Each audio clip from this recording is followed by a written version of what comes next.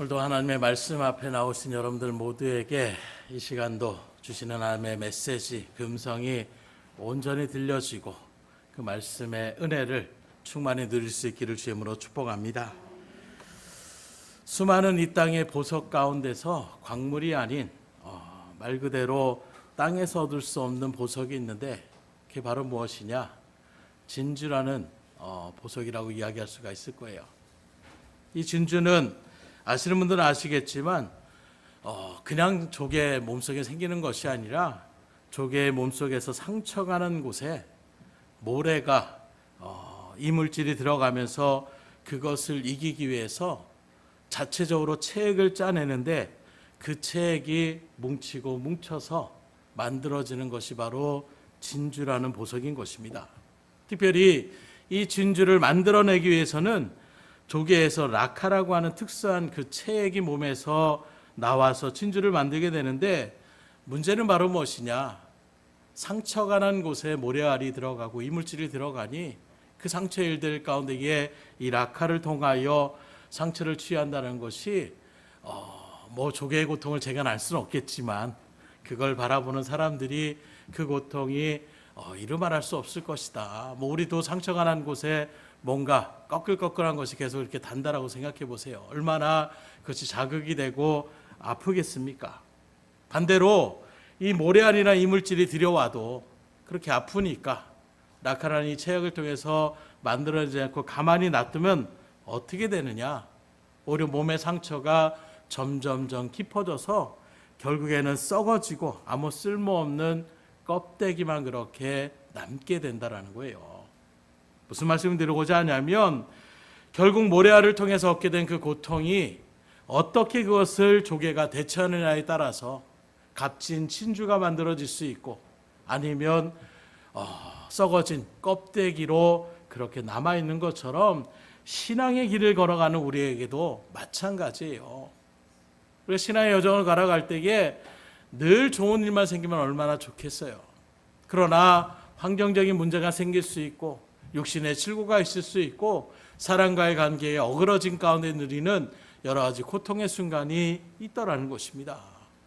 그런 고통이 왔을 때에 무시하거나 그냥 내가 그걸 갖다가 신경 쓰지 않아야지 한다라고 그냥 놔둬가는 그런 일들 가운데 있다라면 발전이 없다라는 거예요.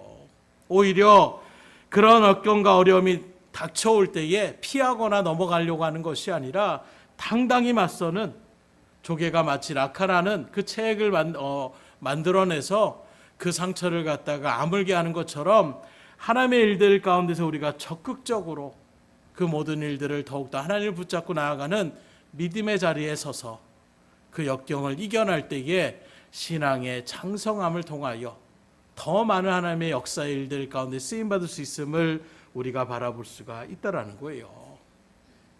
오늘 여러분들이 어려움이 있습니까? 고통이 있습니까? 근심이 있습니까? 그것을 그냥 잃어버리려고 하는, 그래서 세상은 술을 통해서 또는 세상의 어떤 다른 일들을 통하여 잊어나가려고 하지만 그 이후에는 더 큰 그 고통이 그 삶 가운데 어쩔 수가 없는 거예요. 오히려 적극적으로 그럴 때일수록 하나님 앞에 나와 믿음으로 주님 앞에 기도하며 주의 말씀을 붙잡고 순종하며 나가는 그 믿음의 여정을 통하여 어떤 고난과 역경이 오더라도 그것을 오히려 값진 진주로 만들어내는 조개처럼 하나님의 놀라운 축복의 자리 가운데에 여러분들이 쓰임받을 수 있기를 주님으로 축복합니다. 오늘 본문에 등장하는 데살로니가 교회가 바로 그런 교회였어요. 오늘 말씀을 바라보면 바울이 수많은 교회를 세웠습니다. 에베소, 또 빌립보, 골로새, 고린도 여러 가지 많은 교회들을 세웠는데 오늘 말씀 가운데 비춰보게 되면 특별히 데살로니가 교회를 갖다가 크게 칭찬하고 자랑했던 것을 바라볼 수가 있는 것입니다. 그러면 많은 교회들을 그렇게 지역마다 그렇게 세웠던 바울에게 있어서 그 가운데 특별히 데살로니가 교회를 바울이 소개하면서 기뻐하고 또 자랑하며 칭찬했던 이유가 바로 무엇이냐?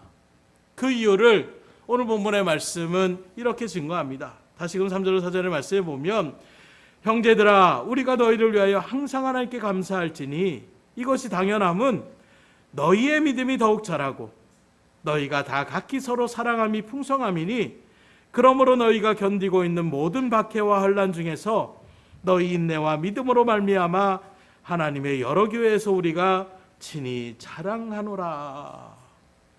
그 지금 많은 교회들이 있지만 그 교회 가운데에 특별히 바울이 이 데살로니가 교회를 자랑하게 된 이유가 바로 무엇이냐? 환난과 박해, 어려운 가운데서도 믿음이 더 자라나고 사랑이 더 풍성해지는 이 모습을 바라보니까 그 어떤 교회보다 자랑할 만한 교회라고 지금 이야기하고 있는 것입니다.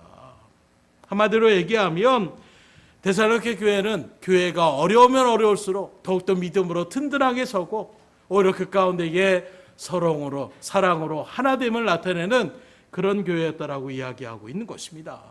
특별히 여기서 믿음이 자랐다는 것은 무엇이냐? 환난과 박해와 어려운 가운데서 원망과 불평하지 않고 또 피하지 않고 어떻게 하면 모래 아래 그 진주가 조개가 진주를 만들어갈 수 있는 것처럼 오히려 하나님을 더 의지하고 믿음으로 간구하며 또 사랑을 실천하며 나가는 소망의 일들 가운데 섰던 것, 이게 바로 믿음이 자랐다라고 이야기하고 있는 것입니다. 오늘 우리 등대교회가 이런 교회가 될 수 있기를 주님으로 축원합니다. 어려움이 있을 때 등대교회도 많은 어려움들이 있었어요. 재정적인 어려움도 있었고 또 여러 가지 분란과 이런저런 물들이 있을 때에도 하나님의 일들 가운데 오히려 더 믿음으로 굳건히 서서 하나님 앞에 의지하며 기도하며 나가는 그 간구 가운데서 하나님께서 여기까지 인도해 주실 줄 믿습니다. 계속해서 우리가 이 믿음의 공동체, 하늘의 소망을 품고 계속해서 그렇게 믿음의 성장이 이루어질 수 있기를 주님으로 축복합니다. 그래서 우리가 잘 아는 하나님께서 인정했던 의인이 있었어요.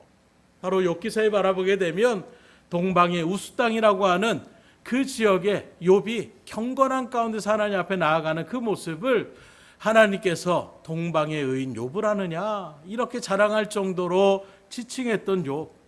그러나 사단의 그 일들 속에서 한순간에 자녀들을 잃어버리고 가진 재산들을 다 그리고 자신의 몸까지도 악창이 나서 그 괴로운 가운데 어쩔 수 없는 그런 모습들, 그 가운데의 욥이 하나님 앞에 이렇게 고통 가운데에 고백하는 것을 바라볼 수가 있는데 바로 욥기서 23장 8절로 14절에 보면 이렇게 증거합니다. 그런데 내가 앞으로 가도 그가 아니 계시고 뒤로 가도 보이지 아니하며 그가 왼쪽에서 일하시나 내가 만날 수 없고 그가 오른쪽으로 돌아가시나 배울 수 없구나. 그러나 내가 가는 길을 그가 아시나니 그가 나를 단련하신 후에는 내가 순금같이 되어 나오리라. 내 발이 그의 걸음을 바로 따랐으며 내가 그의 길을 지켜 치우치지 아니하였고 내가 그의 입술의 명령을 어기지 아니하고 정한 음식보다 그의 입에 말씀을 귀히 여겼도다. 그는 뜻이 일정하시니 누가 능히 돌이키랴. 그의 마음에 하고자 하시는 것이면 그것을 행하시라니 그런즉 내게 작정하신 것을 이루실 것이라. 이런 일이 그에게 많이 있느니라. 쉽게 말하면 욥이 너무 고통스러운 거예요. 그래서 하나님을 찾습니다. 하나님 도와주세요. 너무 고통스럽습니다. 사람들이 친구들이 와서 이렇게 오해를 합니다. 제가 하나님의 뜻대로 살았던 거 하나님이 아실 줄 압니까? 그러면서 하나님 앞에 기도하며 나아가는데 그 기도의 일들 가운데 하나님이 우리가 생각할 때는 그래 욥아 내가 다 알고 있다 이런 음성이 들으면 얼마나 힘이 되고 또 그 일들 가운데 든든하게 서가겠어요. 근데 욥의 입장 가운데 바라보게 되면 우리도 많이 느끼지만 기도할 때에 우리가 응답을 바로 느낄 때도 있지만 체험할 때도 있지만 언제는 기도를 해도 하나님이 정말로 계신가?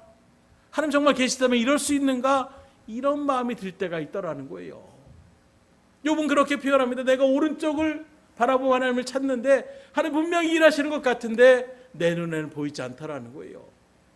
왼쪽을 바라보면 거기에도 하나님이 안 보이시다는 것입니다. 앞에도 없고 뒤에도 없는 것처럼 그렇게 하나님 분명히 일하심을 내가 믿음으로 신뢰하지만 정작 내가 느끼는 하나님은 찾을 수가 없다라는 거예요. 그럼에도 불구하고 그런 순간에도 욥은 어떻게 하느냐? 아예 하나님이 오른쪽에도 안 계시고 왼쪽에도 안 계시고 앞에도 뒤에도 내가 찾을 때 정작 하나님은 나에게 응답하시지 않는 그 일들 속에서 하나님은 안 계시구나 의심할 법도 한데 오히려 그럴 때일수록 욥은 분명히 하나님은 지금도 일하고 계심을 압니다. 그러게 나는 하나님의 말씀만을 붙잡고 나아갈 것입니다. 그 어떤 음식에 내가 그 일들을 생각하며 나가는 것이 아니라 하나님의 말씀만을 내가 귀히 여기고 그 말씀 붙잡은 그대로 지금도 의심치 않고 계속해서 주님을 붙잡고 나아가겠습니다. 그러면 반드시 이 고난의 순간이 지나가서 하나님이 나를 단련시키시고 순금과 같이 그렇게 하나님 만들어 주실 것을 내가 신뢰합니다. 오히려 어렵고 환난과 고통 속에서 또 하나님이 직접 나에게 뭔가 인도해 주시지 않는 것 같은 그 정말로 극한의 어려움 속에서도 욥은 하나님을 신뢰하는 그 믿음의 자리를 이탈하지 않았다는 거예요. 고통이 더하면 더할수록 그는 더욱더 하나님을 의지하며 나갔다는 것입니다. 결국 우리가 욥기서를 바라보는 것처럼 마침내 하나님께서 어떻게 합니까? 그 욥에게 갑절의 복을 그렇게 허락하여 주셨음을 우리에게 성경은 분명하게 기록하고 있는 거예요. 이렇게 바라볼 때에 하나님의 복은 거저 주는 것, 물론 구원은 하나님의 은혜의 선물이라고 할 수 있지만 우리가 이 땅 가운데 또한 믿음의 신앙의 일들을 걸어가며 나가는 그 단련과 연단의 순간이 있음을 성경은 많은 사람들을 통하여 또 사건을 통하여 우리에게 분명하게 증거하고 있는 것입니다. 특별히 큰 환난과 고통과 그 어려운 때일수록 그럴 때일수록 더욱더 하나님을 의심하거나 불순종하며 나가는 것이 아니라 하나님을 더욱더 의지하며 믿음으로 주님을 붙잡고 나아갈 때에 하나님께서는 그 믿음을 살아있는 믿음으로 인정해 주시고 정한 믿음 가운데 있는 그 믿음을 통하여 반드시 복을 주신다라는 것을 하나님의 진리의 말씀인 성경 우리에게 분명하게 증거하고 있음을 믿으시고 그러게 여러분들도 굳건하게 어려울 때일수록 하나님을 붙잡고 나갈 수 있기를 주님으로 축원합니다. 우리가 잘 아는 믿음의 사람, 하나님 마음이 아파다 이렇게 인정받으면 다윗도 바라보십시오. 그 어린 나이에 아버지의 신부를 통해서 전쟁터에 갑니다. 형들에게 이것을 좀 갖다 줘라. 그리고 나갔더니 반대편에 있는 블레셋에 거대한 그 장거랑 골리앗이 나와서 막 소리를 내는 거예요. 개 같은 이스라엘 사람들아, 말 그대로 막 무시하며 나아가는 이런 모습 가운데에 너희들의 신이 있느냐? 내가 대표로 나가서 싸울 때에 너희들 대표로 나와라. 그래서 누가 어느 민족이 어느 신이 더 강한지 우리가 한번 겨뤄보자. 이렇게 막 쩌렁쩌렁하며 울리는 소리에 이스라엘 백성들 누구도 거기에 나서는 사람이 없고 두려움에 떨고 있는 그런 모양을 취하고 있는 거예요. 이때 다윗의 마음이 불끈 솟아오릅니다. 그래서 아니 저 누군데 저렇게 하나님의 백성을 갖다가 이렇게 무시하며 나아갑니까? 그때 형들이 막 다윗을 갖다 책망하고 어린 게 뭘 한다고 지금 이런 상황 가운데 알려가지도 말고 빨리 돌아가라고 이렇게 얘기하는데 다윗의 믿음의 자리 가운데 있었을 때에 그걸 참을 수가 없는 거예요. 그래서 내가 저 골리앗을 싸우겠다라고 얘기합니다. 이런 얘기를 하니까 다른 군인들이 듣다가 사울 왕에게 이 소식을 듣고 그리고 다윗을 데리고 오는 거예요. 그리고 나서 다윗을 갖다가 네가 뭔데? 네가 어떤 힘으로 나갈 수 있느냐? 이때 만약에 다윗이 내가 칼을 잘 씁니다. 내가 힘이 좋습니다. 이렇게 얘기했다라면 야 골리앗은 네가 상대할 만한 사람이 아니야. 이렇게 얘기했을 텐데 결국에는 다윗을 말리지 않고 보냈던 이유가 무엇입니까? 다윗은 칼과 힘과 기술을 의지하며 나간 것이 아니라 여호와 하나님을 의지하며 나갔다라는 거예요. 그가 지금 얘기하는 것은 인간적인 어떤 전쟁이 아니라 사신 하나님을 갖다가 지금 그가 우습게 여기고 조롱하며 나가는 이 일들 가운데서 우상숭배자와 하나님과의 싸움이라고 이야기한다라는 이 다윗의 믿음의 고백을 바라볼 때에 그럼 네가 나가서 싸워봐라 이야기하는 것입니다. 그리고 아는 것처럼 하나님을 의지하며 나갔던 그 다윗의 물맷돌 한 방에 골리앗이 나가 떨어졌다라고 이야기하고 있는 거예요. 우리가 세상에서 살아갈 때에 어려운 일을 당하면 약해질 수 있습니다. 누구라도 그래요. 한순간에 모았던 그런 일들 속에서 요즘 나타난 장마철이나 이런 어떤 홍수나 이런 것들을 통해서 한순간에 집이 완전히 그렇게 무너지게 된다면 어떻게 되겠습니까?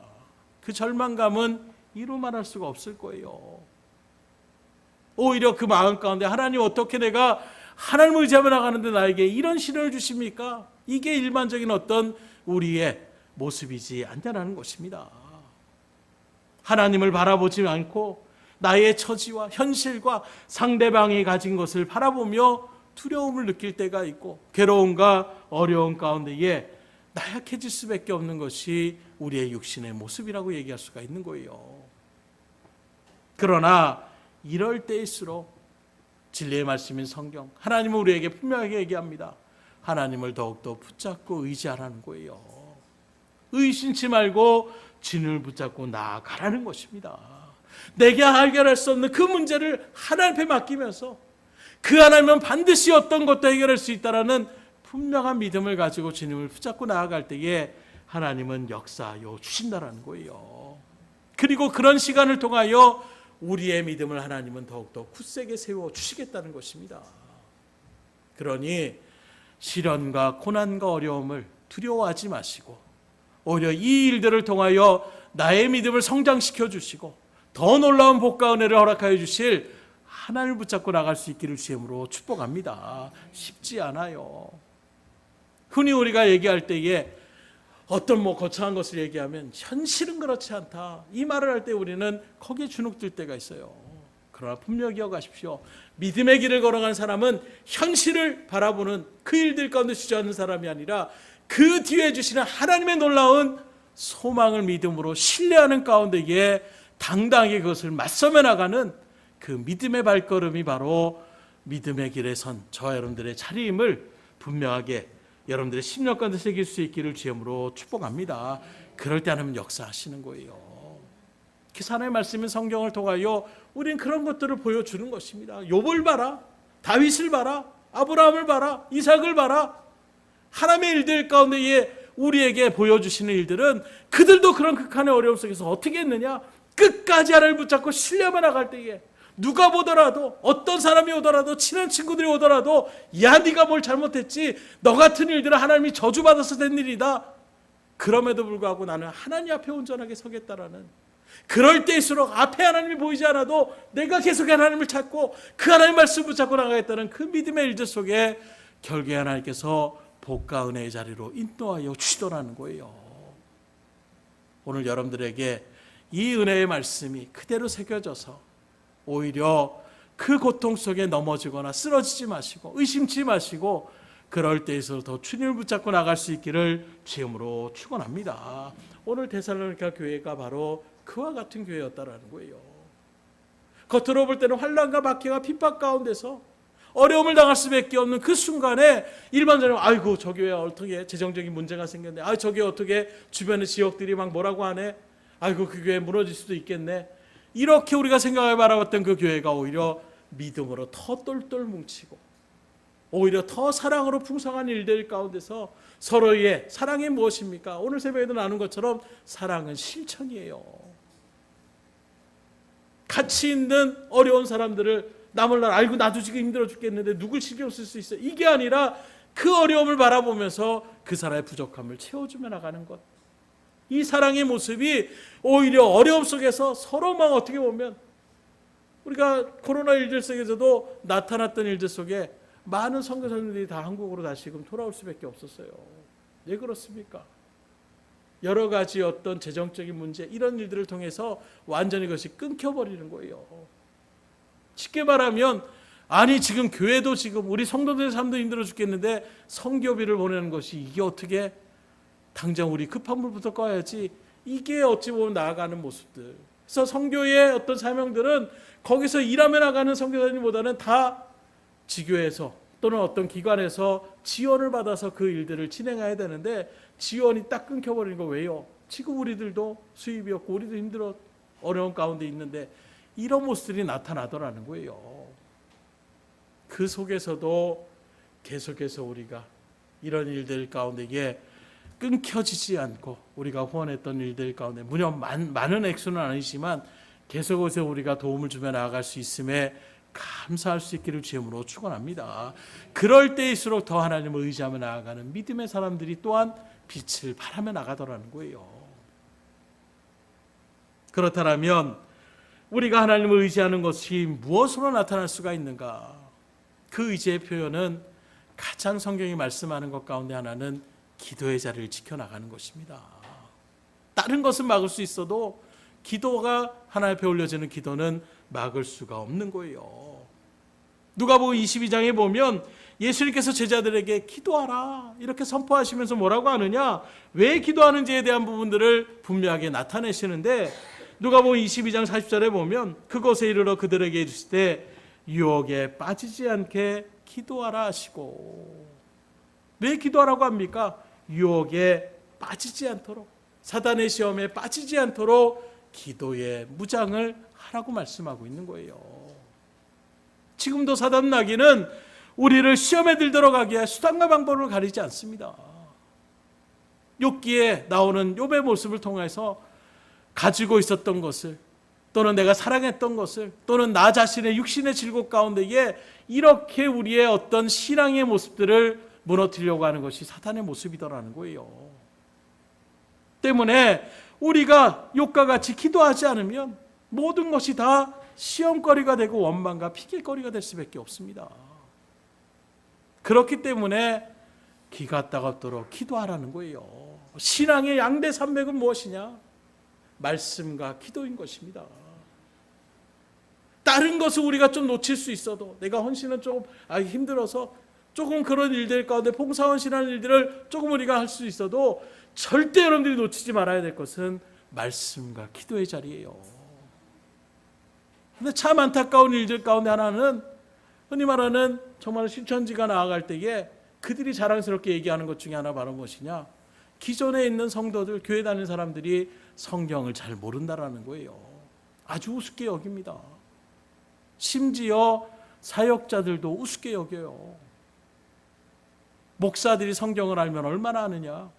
그러면서 그러면 정말 안다라고 하면 나하고 한번 얘기 나눠보자. 성경에 대해서 한번 같이 나눠보자.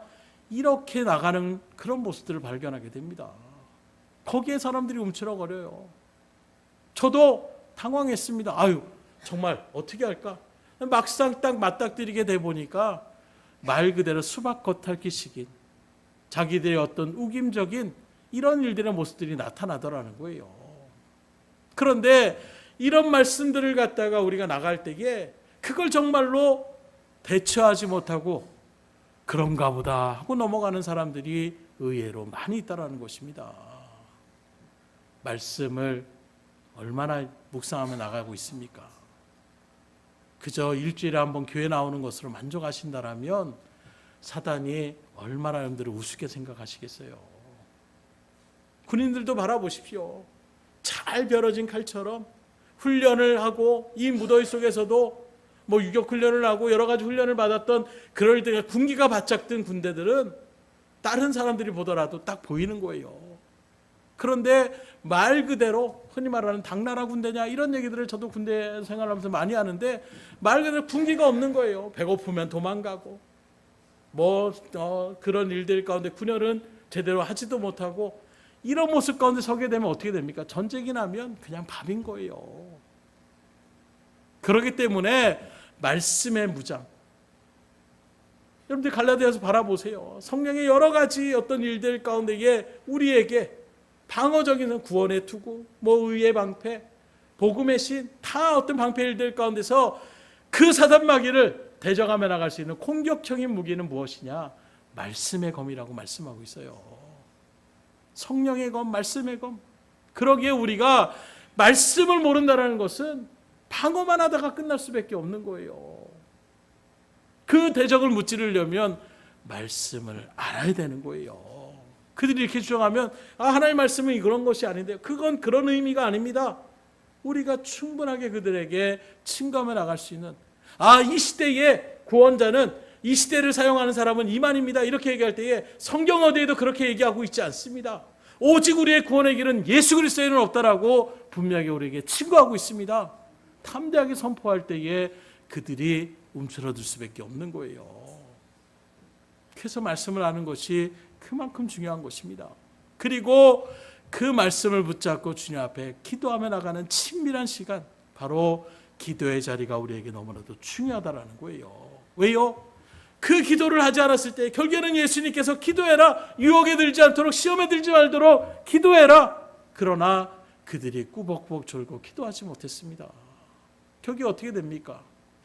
예수님이 잡히시던 그날에 다 뿔뿔이 흩어지며 나아가는 그 죽음의 위협, 그 공포 가운데서 나 몰라라 하고, 말로는 예수님이 죽는 자리 가운데서 내가 결코 예수님을 떠나지 않겠다라고 그렇게 호언장담했던 베드로도 멀찍이 서서, 그리고 다른 사람들이 당신도 예수님의 제자 아닙니까? 나 그런 사람 모른다라고 철저하게 예수님을 저주까지 하며 부인하며 나아가는. 왜요? 기도하지 않았기 때문이에요.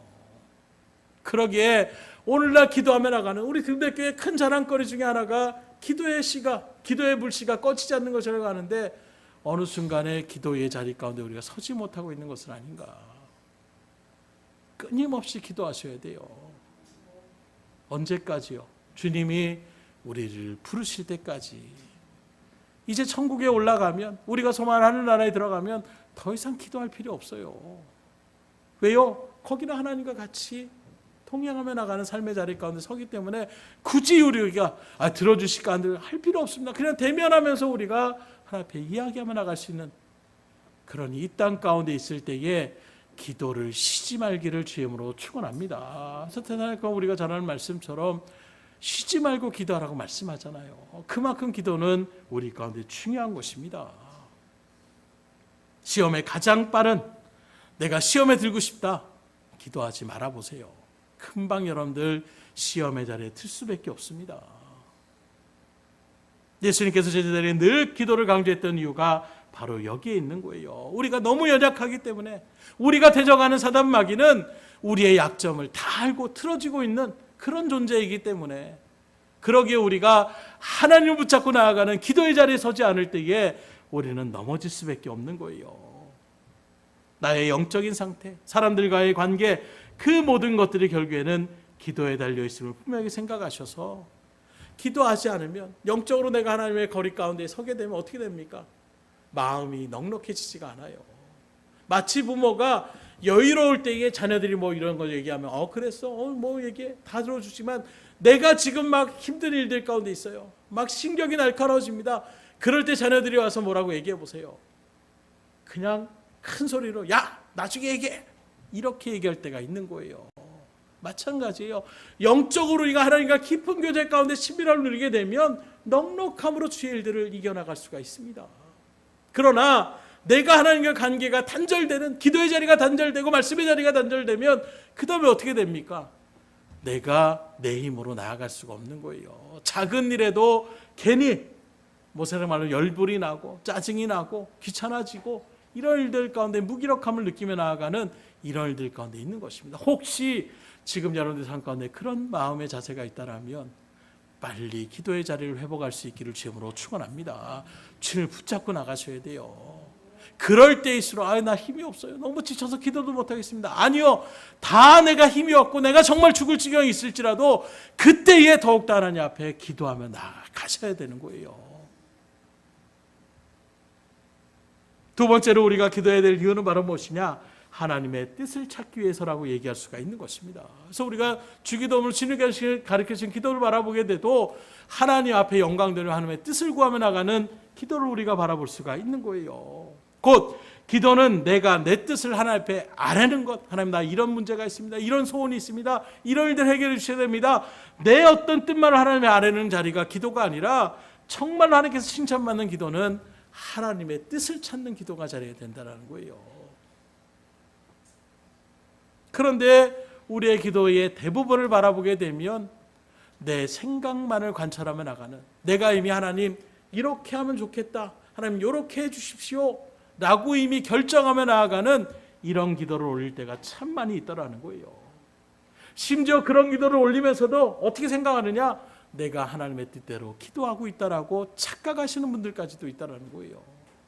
전혀 하나님의 뜻은 그런 것이 아닌데, 나는 분명 특별히 그런 일들 가운데서 교회를 이미 떠나려고 했던 사람들이 있어요. 그런 기도를 어떻게 하면, 하나님 좋은 교회, 하나님 그 일들 가운데 내가 잘 교회를 떠날 수 있도록 아예 내가 정해놓고 그렇게 기도하고, 그래 놓고서 뭐라고 하느냐? 하나님의 뜻대로 내가 기도했다. 열린 마음으로 기도하며 나가는 자리가 아니라, 우리의 기도의 대부분이 이미 내가 경험한 것을 토대로 해서 이렇게 됐으면 좋겠다 하고 그런 기도만을 주님 앞에 올리고 있지 않냐라는 거예요. 그 어떤 자리가 됐든 더 내가 생각하지 못하는 더 박해와 고난의 자리 가운데 하나님께서 가라고 하시더라도 그 하나님의 뜻대로 나아갈 수 있게 하여 주시옵소서. 이게 정말로 성숙한 기도의 자리라고 할 수가 있는데, 생명의 위기 가운데 있으면 하나님, 내가 정말로 구원받아야 됩니다. 내가 이 순간에 거기에만 우리가 매달며 나아가는 기도에 우리가 나아가지 않나. 물론 그런 기도도 주님 앞에 올릴 수 있어요. 그러나 보다 성숙한, 아니 주님께서 우리에게 보여주신 기도는 무엇입니까? 늘 여러분들에게 기도의 일들 가운데 빠짐없이 나타나는 것이 주님의 겟세마네 기도잖아요. 예수님도 말합니다. 그 고통, 그 참혹한 십자가의 자리, 하나님 그것만큼은 나도 거부하고 싶습니다. 그러나 나의 원대로 마옵시고 아버지의 뜻대로 되기를 원하나이다. 이게 주님께서 우리에게 보여주신 기도의 자리예요. 우리의 육신의 몸을, 주님도 육신의 몸을 입었기 때문에 육신의 고통과 그 모든 것들을 아십니다. 우리의 연약함을 아십니다. 그래서 우리의 모든 것들을 보여주시는 거예요. 우리도 하나님, 이건 정말 아니라고 생각합니다. 그러나 그것이라도 하나님의 뜻이라면 그 뜻대로 나아가게 하여 주시옵소서. 믿음을 주시옵소서. 담대함을 주시옵소서. 어느 순간에 기도가 변하기 시작하더라는 거예요. 그럴 때 하나님은 그 발걸음을 통하여 믿음의 역사를 이루어 나가시는 것입니다. 여러분의 뜻을 관철시키는 기도, 그리고 그 뜻이 관철되는 응답을 받지 못했다라고 하나님을 의심하며 나가지 마시고 하나님의 뜻이 무엇인지를 먼저 주님 앞에 간구하며 나갈 수 있기를 주님으로 축원합니다.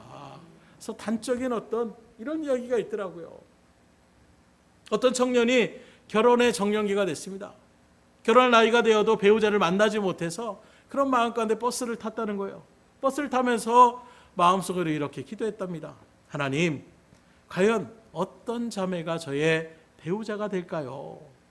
그러면서 만일 제 옆자리에 누군가 앉는다라면 그 사람을 하나님이 보내주신 배우자로 제가 생각하겠습니다. 얼토당토 않는 기도라고 생각할 수 있지만 그런 마음 가운데 기도를 했더라고요. 그렇게 기도를 하고 딱 났는데 한 여자가 딱 오는 거예요. 근데 정말로 자기가 생각하지 않는 그런 스타일, 정반대 여자가 점점 다가오는 것입니다. 그리고 옆자리에 딱 앉는 거예요. 어떻게 마음 가졌을까요? 하나님, 이건 아니지 않습니다. 왜 저를 시험에 들게 합니까? 하나님께서 원하시는 그 일들 가운데서 저는 이것은 절대 인정할 수 없습니다. 그리고 좀 가다 보니까 이 여자가 일어나서 가고, 그 다음에 정말로 자기 마음에 쏙 드는 여자가 자기 가운데 오는 거예요. 그리고 자리에 딱 앉으니까 뭐라고 하느냐? 하나님, 하나님의 뜻대로 순종하겠습니다. 뭘 이야기하고 있어요? 무슨 이야기라고 생각할 수도 있지만 그 이야기를 통하여 우리에게 말씀하고자 하는 것이 무엇입니까? 내가 원하고 말하는 거 이거예요. 그런데 만약에 그 일들이 아니고 다른 일이 생기면 하나님이 이건 아닙니다. 오히려 하나님 앞에 우리가 따져 물을 때가 있다는 거예요. 그리고 내가 원하는 일들이 이루어지면 아이고 역시 하나님 감사합니다. 하나님 말씀대로 순종하겠습니다. 우리의 기도가 이런 기도 가운데 서고 있는 것은 아니라는 거예요. 아무리 좋은 자리라고 할지라도 하나님이 거기는 아니다라고 한다면 멈추며 나아갈 수 있는, 아무리 역경과 고난의 자리일지라도 하나님이 가라 하면 하나님 말씀에 순종으로 나갈 수 있는 그 믿음의 자리 가운데 있을 때에 하나님은 그 믿음을 칭찬하시는 거예요. 오늘 여러분들이 이런 믿음의 자리에 설 수 있기를 주님으로 축원합니다. 근데 현실은 그렇지 못함을 바라볼 때가 참 많이 있어요. 조금만 더 좋은 환경과 여건이 주어지면 신앙의 자리는 별 대수롭지 않게 그렇게 여기며 나아가는 일들 가운데 서더라는 거예요. 조금만 더 좋은 대우를 해준다는 그런 직장이 있다라면 주일을 쉬지 못해도 주일날 내가 빠질 수밖에 없는 상황이라도 이게 더 좋은 대우를 받고 있는데 너무나도 쉽게 우린 고민 없이 그것을 받아들이며 나아가는 이런 선택의 모습들을 우리가 바라볼 때가 참 많이 있습니다. 그래서 우리 자녀들에게도 물론 주일 성수에 대한 부분은 몇 번 여러분들에게 말씀드렸어요. 교회만 모이는 것이 주일 성수가 아니라 그 어떤 자리에 있어도 신앙의 자리를 지켜나가는 것이 보다 근본적인 주일 성수라는 것을 말씀드렸지만, 그럼에도 불구하고 세상에서 그러잖아요. 공부를 열심히 하는 그룹 가운데 있으면 공부를 안 했던 사람도 거기에 같이 취해서 공부를 하는 자리 가운데 서더라는 거예요. 반대로 공부를 잘하고 하는 사람도 정말로 공부를 안 하는 그룹 가운데 들어가게 되면 거기에 물들어만 나가는 거예요. 이것 또한 우리의 연약한 모습이더라는 거예요. 무슨 말씀 드리고자 하냐면 주일날 그래도 우리가 믿음의 공동체로 시간을 정하여 하나님 앞에 이렇게 모여서 같이 하나님의 말씀을 듣고 그 일들 가운데 교제를 나눌 때에 우리는 하나님의 은혜를 더 누릴 수가 있는 것입니다. 내가 아무리 믿음을 지키려고 해도 내가 술자리에 가서 앉아 있다라면 그 자리에서 믿음을 지켜나가기가 쉽지 않는 거예요. 그래서 우리 자녀들한테도 늘 이야기하는 것 중에 하나가 웬만하면 주일에 뭔가 하는 일들 가운데 서지 않는 그런 일들을 생각하며 나아가라고 지금도 계속 그런 일들 가운데 교육을 하고 있는데 오늘날에는 이런 일들도 흐지부지하며 나아가는 그런 모습들이 있더라는 거예요. 더더군다나 코로나의 그 2년의 시간 동안에 뭐 꼭 교회에 모여야지만 우리가 예배드릴 수가 있느냐 이런 마음이 또한 팽배되어져서 수많은 사람들이 또 교회를 이탈하며 나아가는 예배 시간을 그렇게 생각하지 않고 그저 내가 편할 때에 TV에서 나오는 뭐 기독교 방송이나 뭐 이런 방송들을 통해서 내가 얼마나 설교를 들 수 있는데 이런 마음에 나가는 그런 모습들. 그러나 거기서 간과한 것은 무엇이냐? 서두에 말씀드린 것처럼 연단의 자리를 우리가 점점점 기피하며 나갈수록 우리의 신앙은 정말로 속빈강정의 그런 신앙이 될 수밖에 없는 거예요. 바람에 훅 날려버리면 그 무게와 믿음의 일들 가운데 딱 멈춰있는 것이 아니라 알갱이가 되는 것이 아니라 가라지처럼 날아가는 이런 자리 가운데 서지 않기를 주님으로 축원합니다. 두 번째로 데살로니가 교회가 바울의 자랑거리가 된 것은 바로 무엇이냐? 서로 사랑함이라고 말씀하고 있어요. 믿음은 하나님의 신뢰에 대한 표현이라고 한다면 사랑은 믿음의 표시, 믿음의 행함이라고 이야기할 수가 있는 것입니다.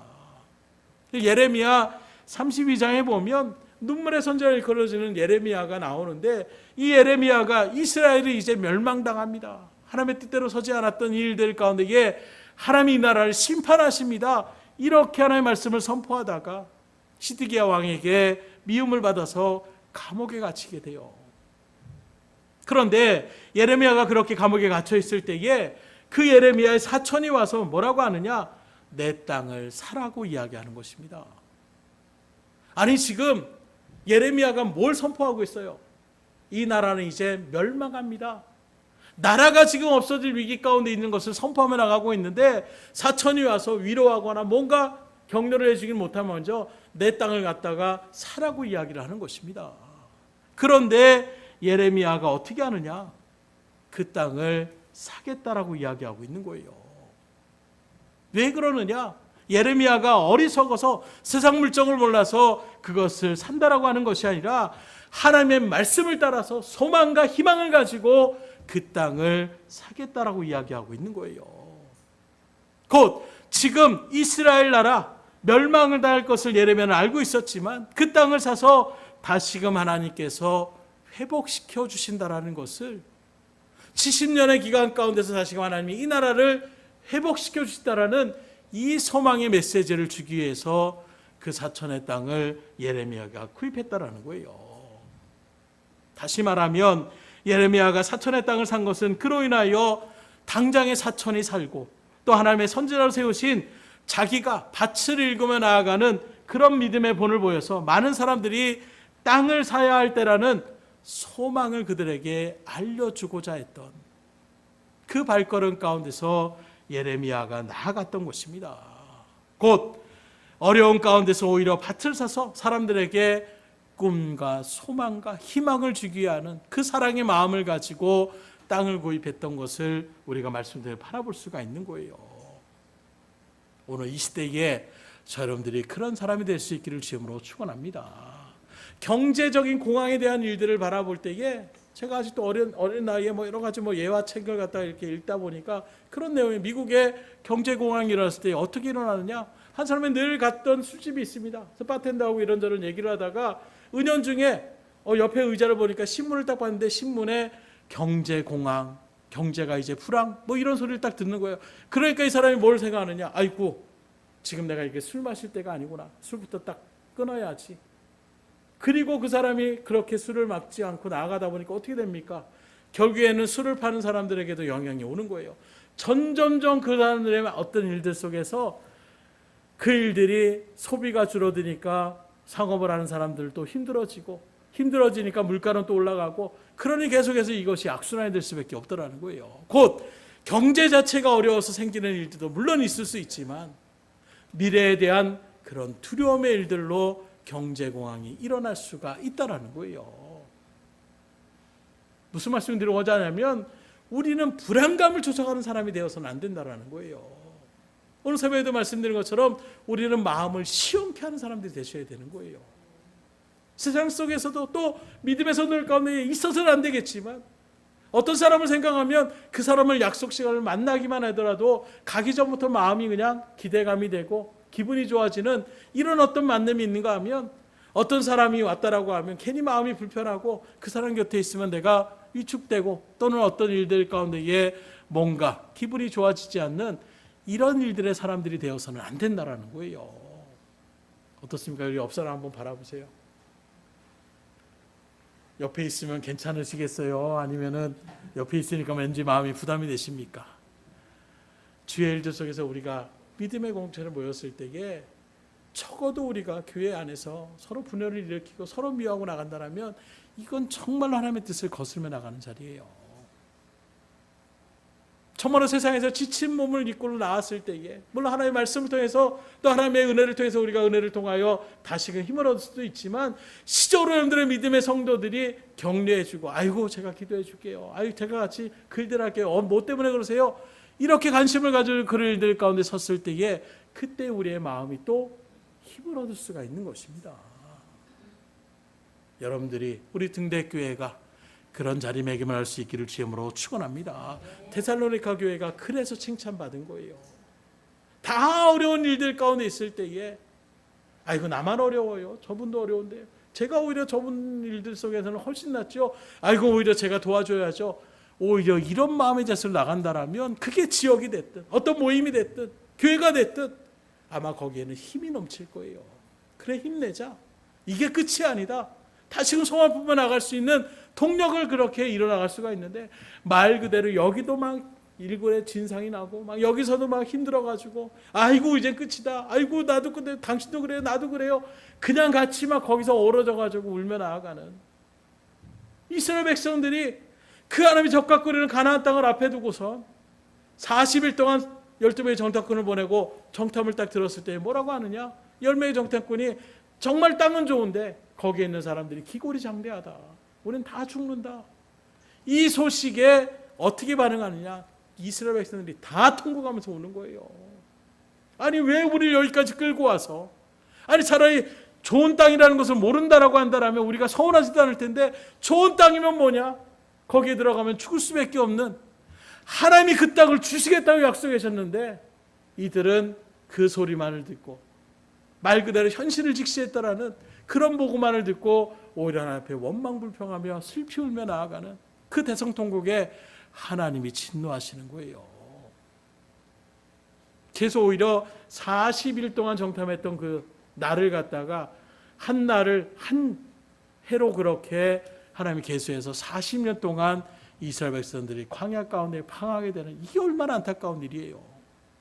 이제 하나님이 약속하신 그 땅, 믿음으로 주님의 말씀을 의지하며 나아가면 그 땅이 곧 나의 땅이 되는, 축복의 땅이 되어야 되는 그 놀라운 은혜의 자리 가운데 섰던 그들이 오히려 그 땅을 앞에 두고 불신과 원망과 불평 때문에 그 땅에 들어가지도 못하는 그런 자리 가운데 서게 되는 이런 난상감이라면 어떻게 되겠어요?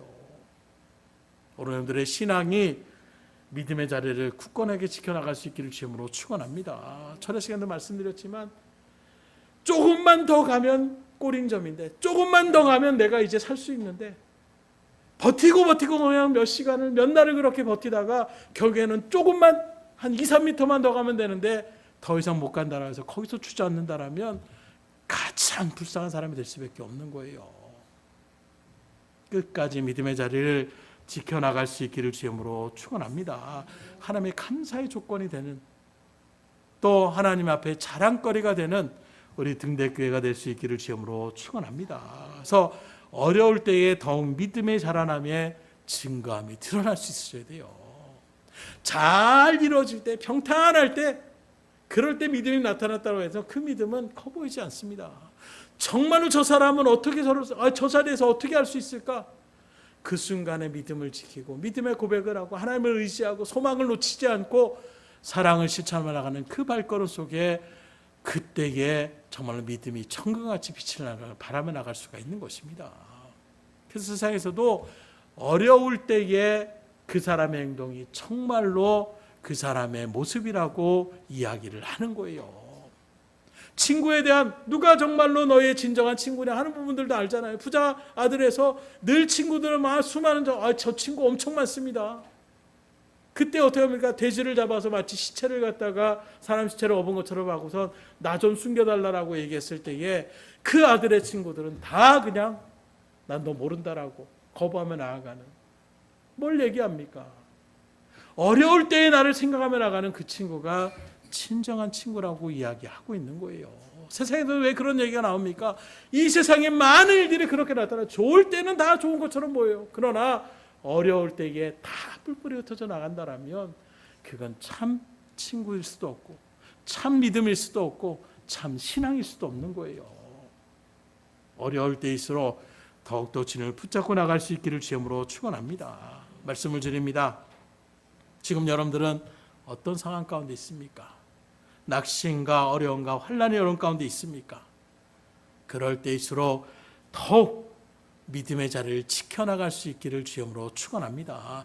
바로 이때가 하나님을 더욱더 내가 붙잡고 바로 이때가 내가 하나님을 더욱더 의지하며 나가는 자리라고 생각하며 주님을 붙잡고 나아가면 하나님께서 여러분들을 통하여 감사의 고백을 나타내시고 여러분들을 통하여 자랑을 하며 나아가는 그런 자리매김 가운데 설 수가 있는 거예요.